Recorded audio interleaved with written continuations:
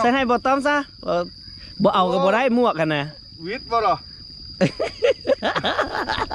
เอายังไงอ่ะมาไกลๆมา Happy birthday to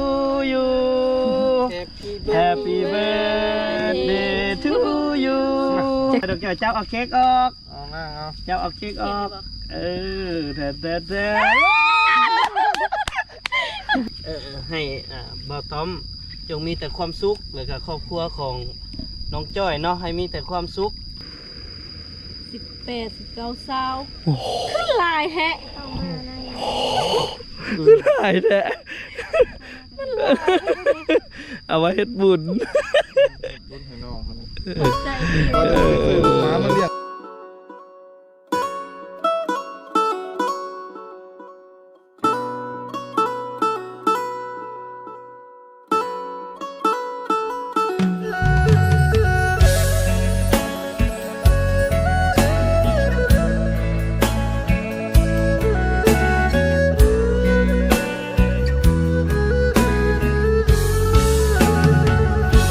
ตะเวนแยงตาเวลา6 โมงแลงบัวควายกำลังเข้าแหลงแกว่งหางไล่ยุงในคอส่วนตัวของเฮาเมื่อรับจ้างเขาอยู่เมืองบางกอกมานอนไล่ยุงในตรอกขายแหงสู้แบบวันต่อวันบ้านนี้บ้านเฮา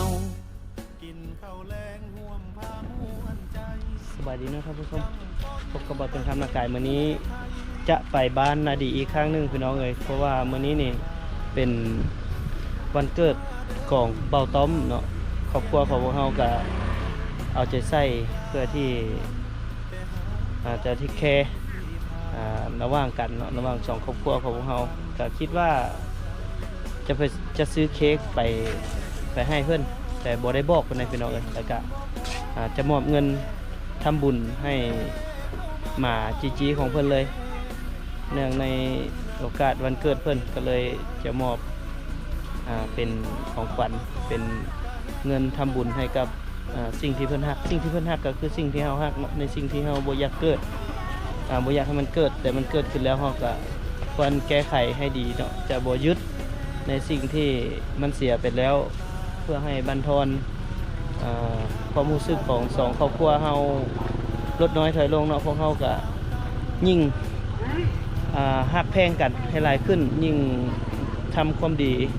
ต่อกันให้หลายขึ้นเพื่อให้สองครอบครัวพวกเฮามีแต่ความสุขแล้วก็ฮักแพงกันตลอดไปเดี๋ยวเขาออกเดินทางไปไม่เท่าไปขายยังไม่เท่า ใครจะไปพูดหู ไปกวนหูเป็นหยังอันนี้กกหยังอันนี้ ว่ารักมากน้ำไง กกมาลำไยมาปลูกผู้ใดเอาให้เจ้า อีน้อย เห็นน้อยๆฮะน้องน้ำมาสบายดีไปได้นี่ไปได้นี่กี่ดื้อแล้วไม่เท่ามาแพงไงน้ำ สบายดีก้อนสบายดีซี่ก้อนเร็ว สบายดี ๆไปมือนี้ไปเป่าเค้กบอต้อมไหนดีใจบ่ ดีใจ อยากเป่าน้ำบอต้อมบ่ไปแม่อ้นเดี๋ยวเราไปเอาเค้กก่อนเนาะเซอร์ไพรส์ได้มื้อนี้บ่ได้บอกเพิ่นได้บ่ได้บอกเพิ่นเลยเราสิไปเซอร์ไพรส์เพิ่น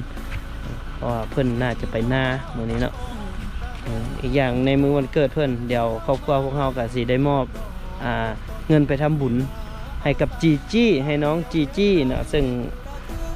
อยากให้มันมาเกิดเป็นลูกสาวจ้อยเนาะ เพิ่นแพงแฮงไปเพิ่นไปก็เด้อไม่เท่าเด้อ ไปไหนฟูก้าแม่นบอก ฮะ ฟูก้าแม่นบอก แมวเพิ่นหรอบ่ กาฟิว กาฟิลลูกอันนั้น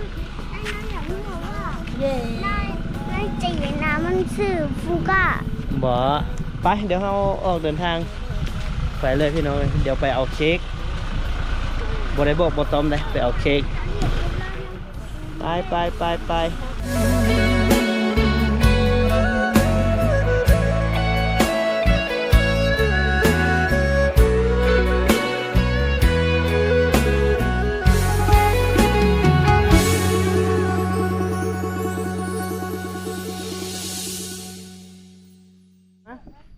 มาให้ไอ้น้ำมาเลือกดิหานเค้กพี่น้อง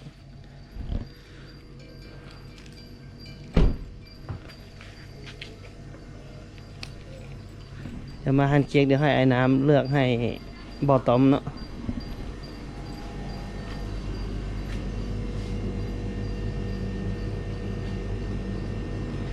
ไอ้น้ำมาเลือกดูเลือกให้บ่อต้อมดูเอาตัวใดเอาตัวนี้บ่เอาตัวเงินตัวล้านนี่บ่ให้เราเอาตัวใดอันนี้เอาตามใจไอ้น้ำเนาะเอาก้อนน้อย แม่เด้วิว เอาตัวไหนเลือกเอาถ้าเบิ่งว่าน้องน้ำสิเอาตัวไหนเอาตัวไหนลูกเอาตัวเงินบ่คือบ่เอาอันกุ้งกิ้งฟุ้งฟิ้งนี่ นี่เอาตัวหงส์นี่เนาะ เอาตัวหงบ่ลูก งามบ่นี่เขาอยากได้อันนี้ ถ้าอยากได้เงินเอาเงินนั่นแหละ อันเท่าไหร่ อันจักพันลูก100,000เอาเลยอันนั้นคือบ่อนางเงือก ไอ้น้ำหนักสามกว่า สอบเงินเอาเงินลูกโอ้ไอ้น้ำอยากเอาเงินเลย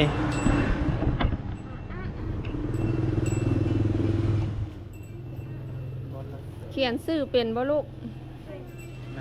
แม่ไปใส่บ้านนี้ เอาเขียนเอง ไปเขียนนะให้แม่อ้นเขียนนะ ทีไรเขียนชื่อก่อน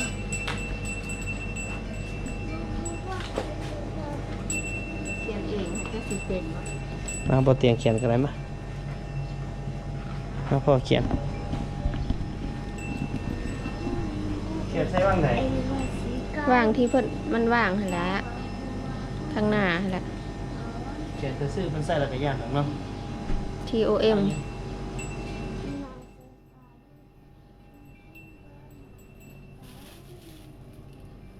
อันนี้บ่เป็นอะไรอันนี้บีบแล้วมันออกเลยบ่ บีบแล้วก็เขียนเป็นตัวหนังสือ เอางามบ่เนาะบ้านนี้เนาะ นั่นแหละโคตรเลย เผอิญเอาฟอนต์งาม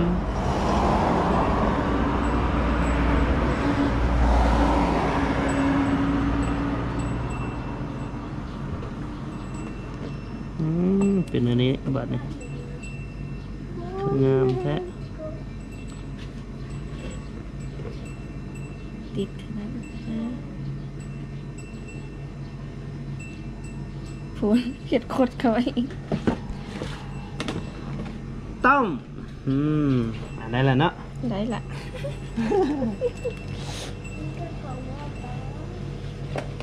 ฟุ้งฟิ้งขนาดสีชมพู โอเคเอาอันนี้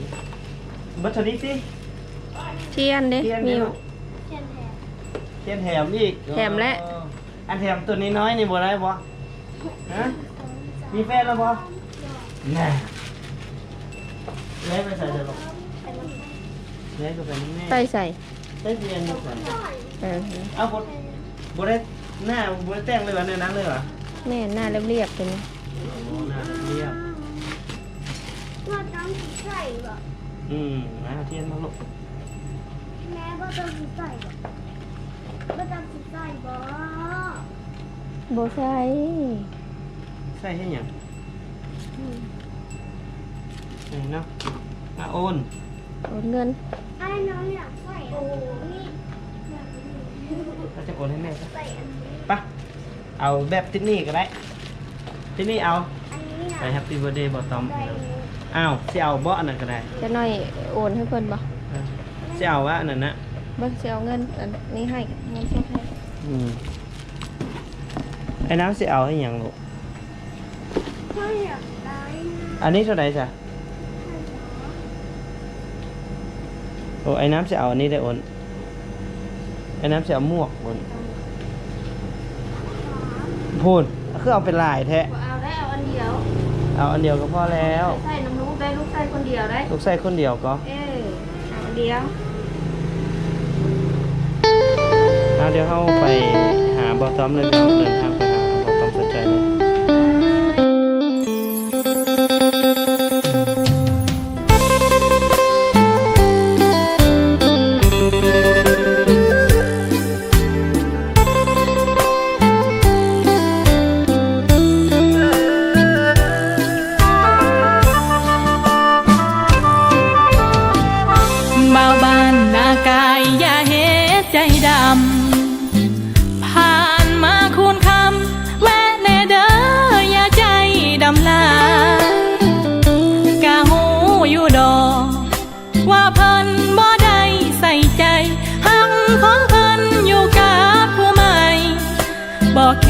ดอกแค่แฟนเก่า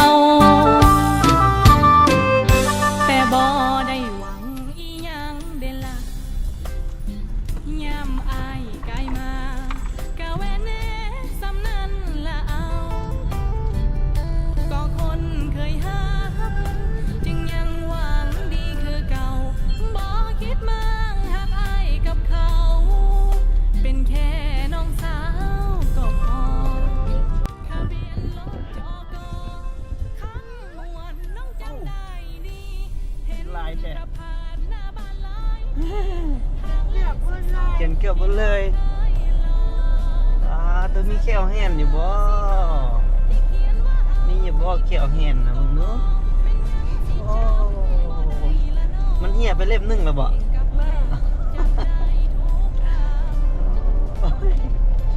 ยากเขียวสั้น แค่สั้นๆก็แห่นได้เนาะแซ่บบ่มักสลีนะ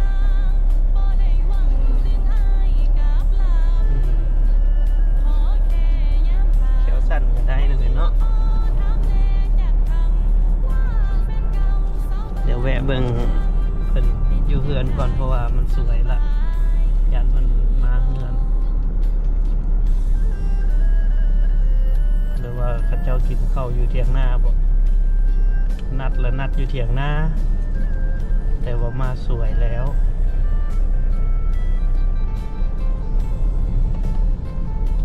ไปเบิ่งเถียงนาเลยบ่เนาะว่านัดกันอยู่เถียงนาอยู่แล้วนะ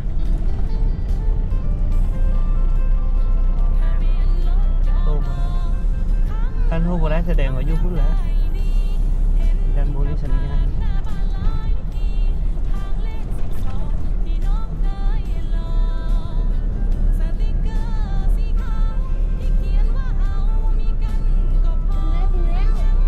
ไปเบิ่งคุณก้อนลูก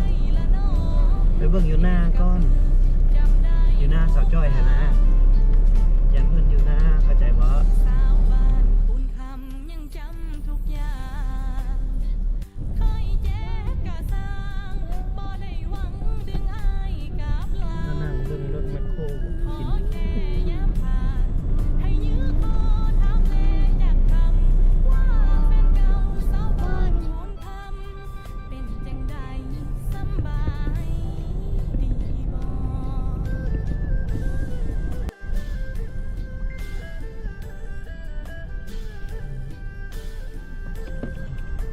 วันควาย ๆอ่อนเลย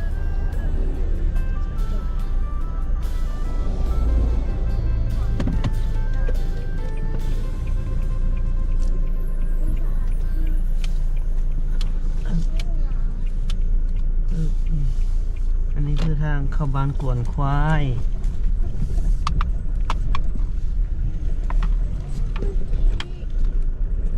เขาเกิดพูดหยัง มันโทรบ่ได้ดอก ใส่เก้ามันบอก ใส่เก้า ใส่เก้าไว้นั่งทำได้อะ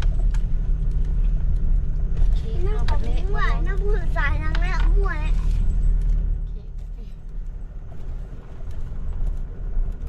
คุ้นบ่ไอ้น้ำคุ้นบ่ทางเส้นนี้คุ้นอยู่บ่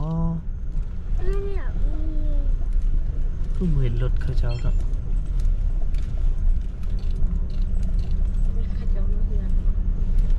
ปกติเขาจะจอดแถวนี้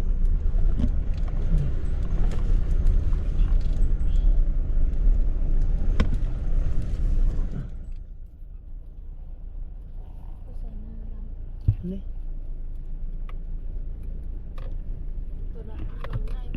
อืม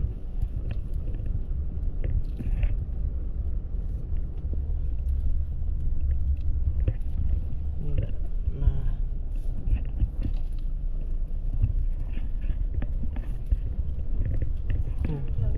คนปลูกเทียมผู้ได้รถเพิ่นจับมันกันเอาละทางเข้าก่อนควายคนเราว่ามัดอยู่แบบสี ไปบ่อนจะเลิศหลายแล้วคนว่า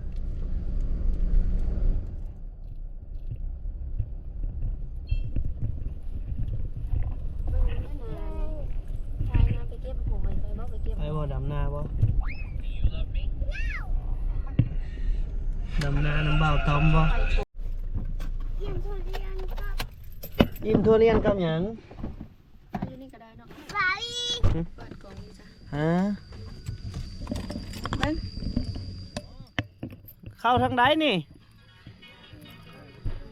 โอ้ว้าตัวเสียไก่น้ำกระดักกระดอนฮะโอ้โอ้บอตอมกำลังอยู่พูเดี๋ยวเอาเสี่ยวเค้กไปเป่าอยู่ทุ่งหน้าเลย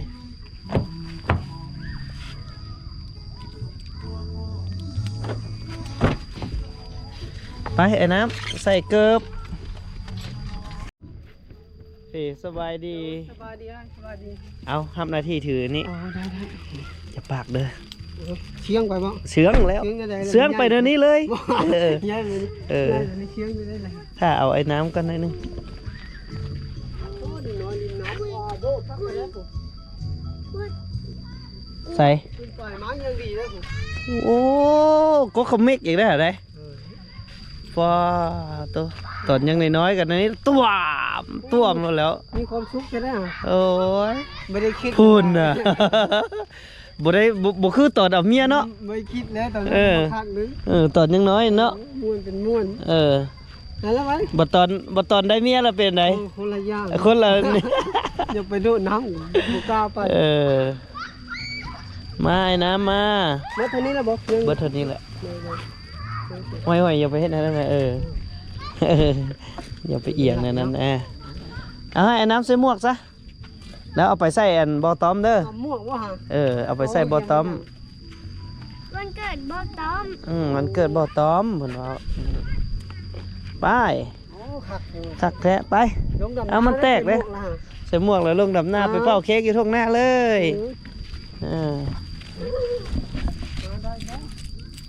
ไปให้อุ้มเอาไอ้น้ำมา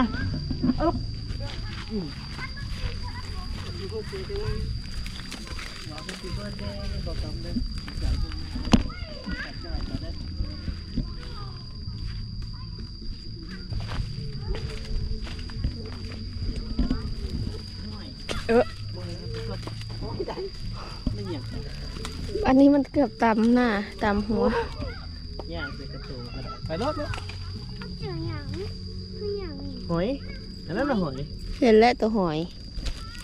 หอยดูกเลย หอยมัน ไปย่างไปเองเป็นบ่ เก่งง ย่างไปเลยโผล่ย่างไปนำมันบวัฒนาไปไปดำหน้าเด้อไปลูกไปแฮปปี้เบิร์ดเดย์บอตอมเด้อไปเลยกลางทุ่งนาเลยซ้ายอยู่ใส่นออยู่ใส่นอ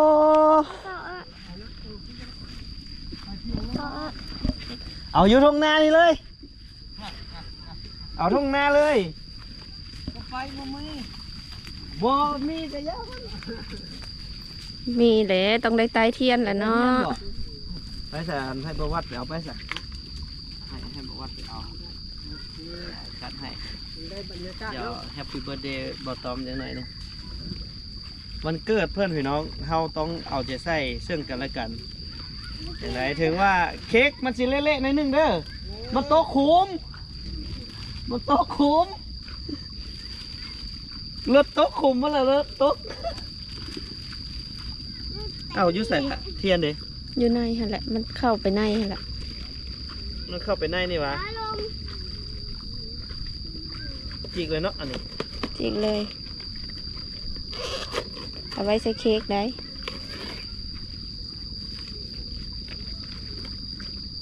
ลูกเดี๋ยว เงินมันบอก เงินนั่นน่ะเงินดอลลาร์โอ้จักร้อยดอลลาร์จักร้อยจักใบ เป็น100ซอง บ่ฮู้เสย 200ด้วย นี่เอาเหรียญนี่ เอา มัน เทียนตั้งใส่ เหรียญนี่เทียนนี่เทียนอันเดียวกันได้แล้ว มันไปเบิด3 เล่มเอาไปใส่เบิด อันนี้ไว้ใส่ลูกอันนี้ไว้นี่บ่ สิได้ให้ FC เบิ่งดูเสื่องไว้ใส่ นี่โอ้โหมันก็เป็นอย่างสีมันก็เป็นอย่างสี ก็ไปแกะเอามานั้นนะ แกะในนี้เลยแล้ว อันนี้ก็เอาลงในนี้เละเทะเลย อันนี้จีกออกเนาะ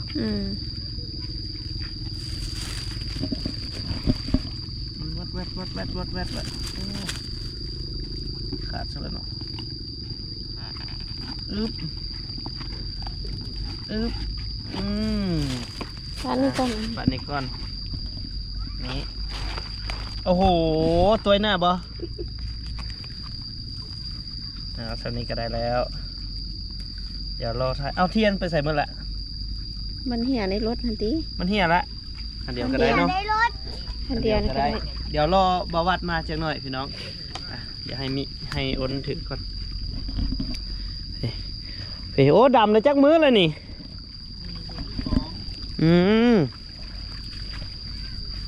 วันนี้มื้อที่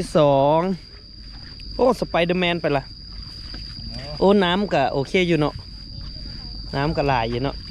เปิดออกนี่ ฮะ เปิดออก เปิดออกแน่วันนี้ บอกว่าได้ว่าเปิดให้เปิดได้เขาเปิดให้มันอันนี้นะแบบว่าให้มัน ให้น้ำมันพอดีเพียง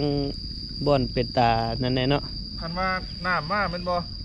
มันก็บ่ท่วม สบายดีน้องจ้อย ตีลังกามาแน่ เปลี่ยนไปทำบุญมาบ่มื้อเช้านี่ เข้าไปทำบุญ ก็ทำบุญให้จีได้เอ้าเอาอย่างมานะ จังหันซื้อ เอามาเป่า โอ้แต่บรรยากาศแห้งอีหลีพี่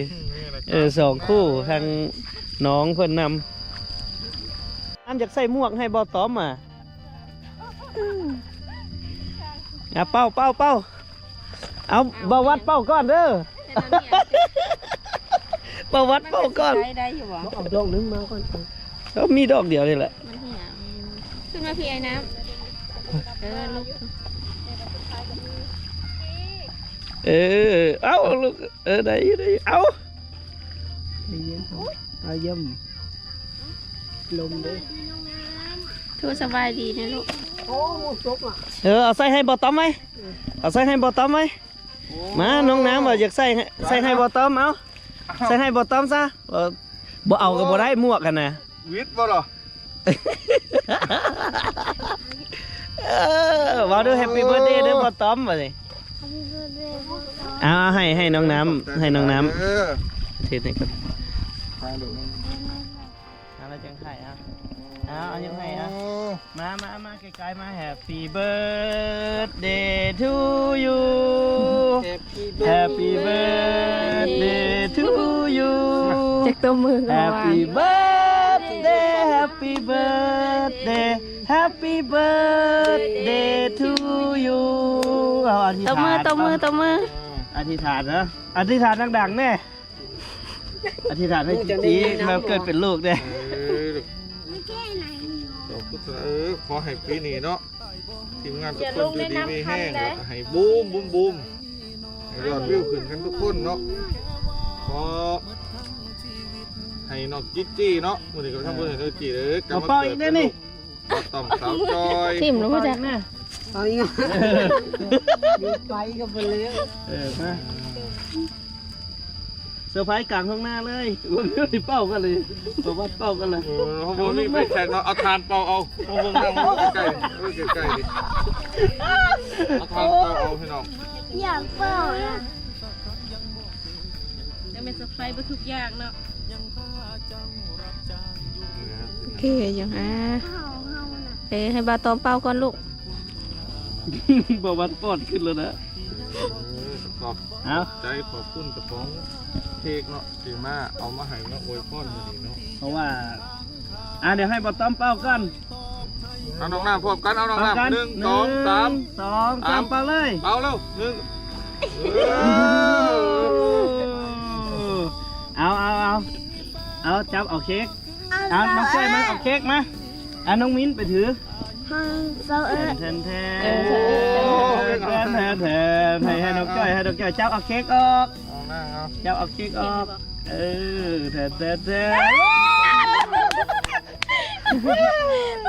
ฮปปี้เบิร์ธเดย์เด้ออันนี้ฝากไปทำบุญให้จีจีเนาะก็เนื่องในโอกาสวันคล้ายวันเกิดบอต้อมมาอยู่เพียง อื่นสิไปไหมเพราะว่าใช้มือนี่บ่ได้ พี่ลูก พี่งง ก็เลยให้อยากให้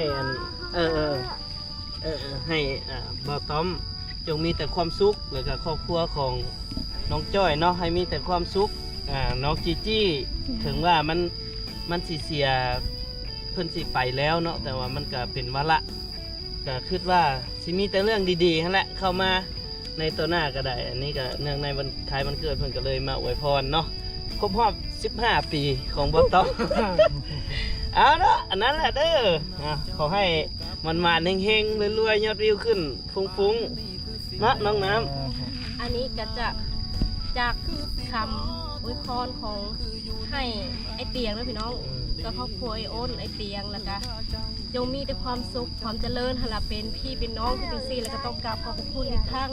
ที่เพิ่นสะพายพี่น้อง ก็ถึงว่าปะของพวกเขาถึงงาน อยากได้ขนมเรียน บ่ว่าจะทุกข์หรือสุขก็ ถ่ายรูปบอก จับมือกันบ่ว่าจะทำทุกคำที่อายเพิ่นสอนสาวจอยพี่น้องตั้งแต่จุดเริ่มต้นสาวจอยบ่มีหยังอายเพิ่นก็อยู่เคียงข้างบ่ว่าจะเป็นเรื่องราวหรือว่า จะน้อยลูก เส้นทางเลยพี่น้องเนาะก็ต้องกราบขอบพระคุณไอเตียงเลยอ้นให้สุขภาพแข็งๆทุกคนหั่นล่ะน้องน้ำครอบครัวไอเตียงทุกคนพี่น้อย เอาสิ่งที่มันเสียไปแล้วเนาะนี่ก็ ถ่ายรูป ก็อยากแสดงความเสียใจนำที่สุดซึ้งเลยแหละจากหัวใจเนาะสำหรับสิ่งที่ครอบครัวน้องจอยฮักก็คือครอบครัวที่ไอฮักสิ่งที่มันเสียไปแล้วก็เขาก็สิว่าจังไดบ่อยากให้มันเกิดโดยน้ำมือตัวเองว่าซั่นซะแต่มันเกิดขึ้นไปแล้วเขาก็แก้ไขบ่ได้เนาะก็คือ FC หลายๆท่านที่ห่วงใยสองครอบครัวเฮาแล้วว่า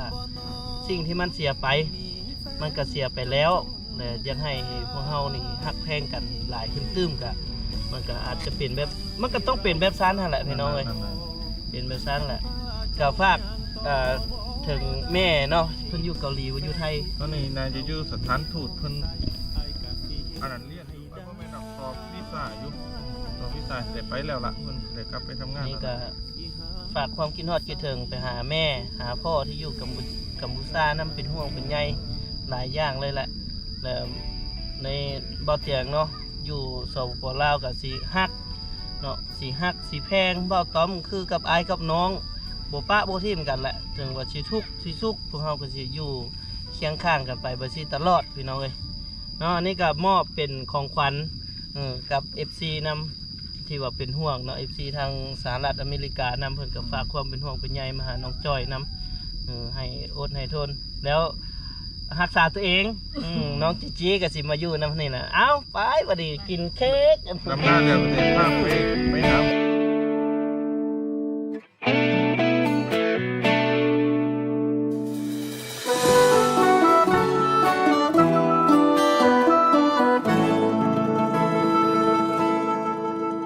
อายบ่ฮู้เจ้าสิสู่น้ำฮอดมือใดอายบ่ฮู้เจ้าสิไปจากอายมือใดนออายฮู้แค่ว่าหมดทั้งชีวิตของอายนี่นอมันหักเจ้าและสิเฮ็ดเพื่อเจ้าหมดทุกอย่างแต่มือนี้ไอ้ยังบ่มีมองไปเสื้อผ้าใหม่ๆยังหายใส่บ่ได้เลยเดินห้างอย่างแอสักครั้งยังบ่เคยยังคือเก่ายังพาเจ้ารับจ้างอยู่คือเก่าก็ขอบคุณหลายที่ยังบ่ทิ่มบ่ปาคำถามที่ยังค้างคาซอยตอบให้อายชื่นใจแน่เจ้าอายไผบ่ที่มีแฟนบ่รอคือไผ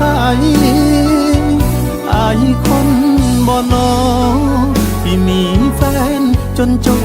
คืออายความฝันที่เราเฝ้ารอยังพาเจ้ายังต่อบ่ได้แฟนผู้อื่นเขามีท้องใสเจ้าน้อยใจบ่น้อ